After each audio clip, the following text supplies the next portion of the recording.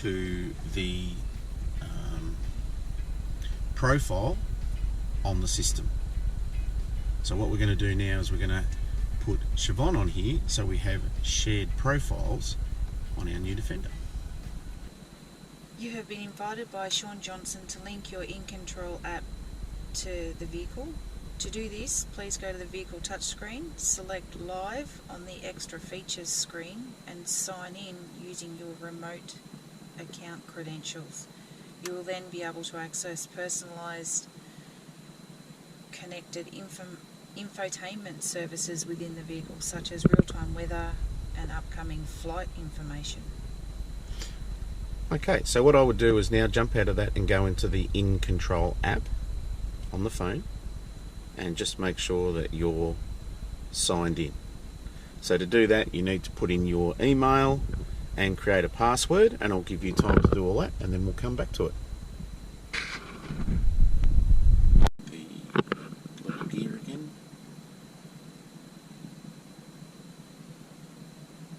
Hit the quick section of that.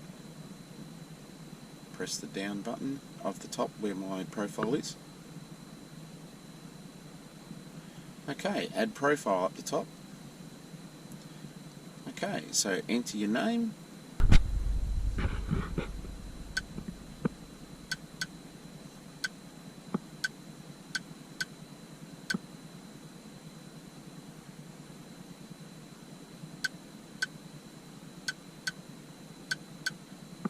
Okay. Next. Yes. Now put in your email. Okay, now you have to create a passcode. So we'll let you do that. Okay, so once you've created your account, it will then ask you to pair your phone if you haven't already done so, and we've already done this. Then it asks you to set all your favourites and all that sort of stuff. So we'll do that later. Okay, and we don't need to view tips, so just go back to the home page.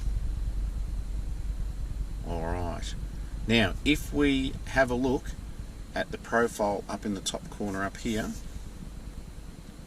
it's saying welcome to you. Alright, now go back out of that,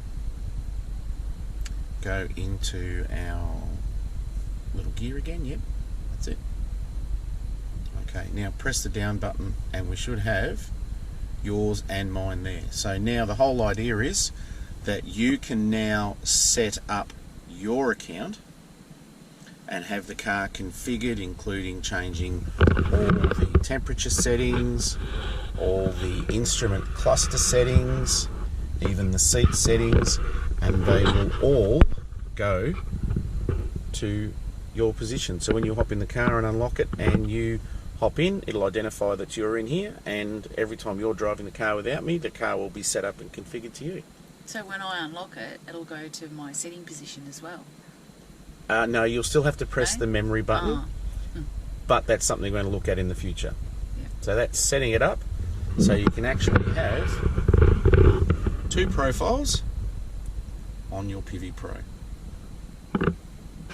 You can do two taps and you're in any screen you like, is that right? Yeah, pretty much. So if you then want to search, alright, then you've got your search bar, and you can go to previous if you wanted to. We go back, they're all the previous stuff we've done, saved, close to food parking, garages, shops, museums, all that sort of stuff, even police stations, hospitals, all that sort of stuff. So within two taps you can basically be and do 90% of all the systems that you want to get access to. So again, if we go to the media system, so we're playing on the FM radio at the moment, I'll just turn it back up. Okay, so we're listening to a Melbourne station, so it's not coming in very well. Whereas if I press FM, I go like that. Actually, I'll go back out of that. If I press the save, there's a local station for us. See that? So I was pressing the wrong button. whereas if we go to DAB, there'll be nothing because there's no DAB down here where we live. Okay. So as you said, 90% of all your functions are 2 buttons. Scroll the screen across this way. Okay, What's so the if other? we scroll across, we can bring up all the other systems that we've got, which includes our 4-wheel drive, slope assist, weight sensing, and then of course if you tap on that, it brings it up onto the screen. It's loading the system, you've got to then also press OK, but we'll give it a chance. And there we go. So now you can see the system move. So if I bring it up into off-road height, you can actually see the suspension and everything moving there. Oh, wow. So this is actually live data of what the car's actually doing. You can see the differentials are actually unlocked. And then of course if I turn the steering wheel, you can actually see the front wheels turning. See that? So that's actually live data going into the screen, so we can see where we are. And of course with that screen there, we can then access our weight sensing, our terrain response information, also our configurable terrain response. So if we click weight sensing, again, we're not moving or anything, but you can see the depth, it's 900mm. If I lower the car, see how it drops down to 800mm, system is loading, and it's resetting itself to the different height. Now we don't have any terrain response settings actually selected, but if I go into terrain response information, it gives me all the readings of what the system's all about. I can even change the settings here if I really want to. Let's see what's available. I don't think I can change them there now that I've said that. No, can't. That's alright, but I can then press the button down here. And that brings up my weight sensing, my terrain response selection. So now I've selected that. Recommend, yep, you know that. So I'm in low range. So now it will actually tell me what mud ruts is for and how to use it. So that's a really handy system.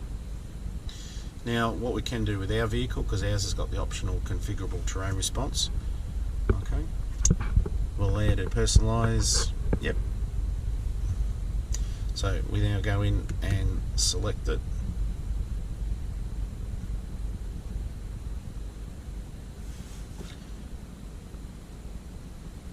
Now what I can do with this is I can actually change the settings of either the centre differential locked by itself or centre and rear locked. I can change the powertrain, as in your transmission, engine torque output, all that sort of stuff, whether I want it